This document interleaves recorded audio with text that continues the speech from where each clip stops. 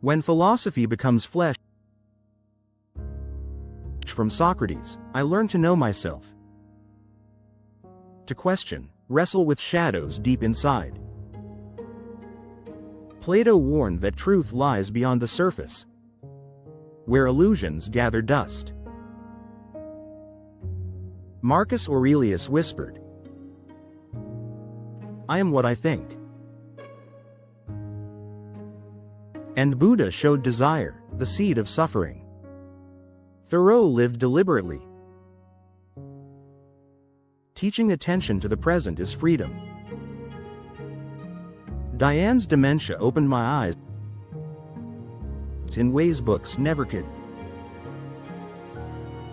Stripped away pretense, ego, habit, revealing, with merciless clarity, that all we have is now. Fleeting, fragile, incandescent. So tonight, on the dance floor at her retirement residence, I spun like a dervish of memory and love, her laughter catching mine like wind in a sail. I kissed her lips firmly, held her close, hugged her as strangers reunited. In the spinning moments, philosophy was flesh, not abstract words in dusty books, but the rhythm of breath, warmth of skin, the simple insistence of presence. Socrates, Plato, Aurelius, Buddha, Thoreau nodded in the glow of now, lessons distilled in the heartbeat between one fleeting step and the next.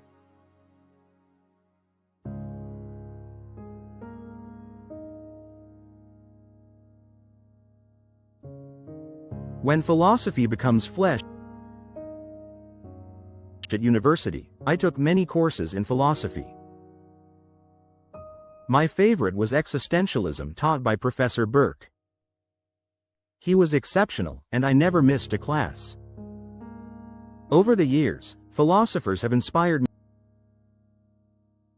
Socrates probing self-knowledge, Plato warning against illusion, Marcus Aurelius anchoring thought, Buddha unmasking desire, and Thoreau insisting on deliberate living.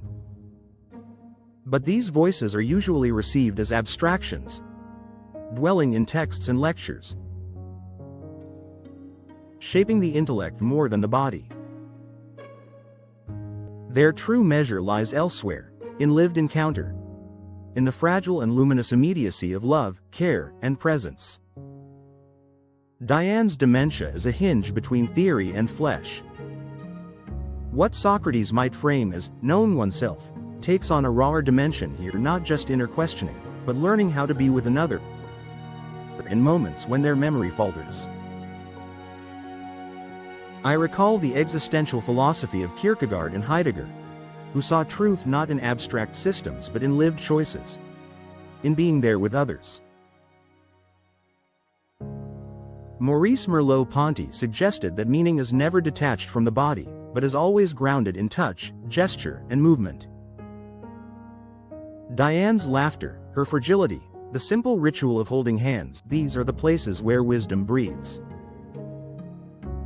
Our dance is an embodied allegory. Spinning like a dervish recalls Rumi and the Sufi tradition, where the whirling body is both prayer and philosophy, dissolving ego into presence. In that turning, the intellect yields to rhythm, breath, and heartbeat. Music is not mere background but an active teacher, reminding me that wisdom can be carried on a melody, in the timing of steps, in the pulse of shared motion. The great philosophers become quiet witnesses, not instructing but affirming. They nod in the glow of now, acknowledging that their teachings were meant to arrive here, not in dusty dialogues, but in the act of loving, holding, and being present.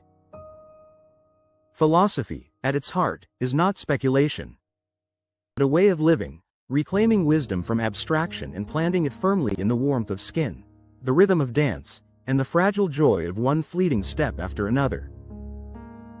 If you enjoyed this poem and meditation, please provide feedback and comments, and stay tuned for the next poem.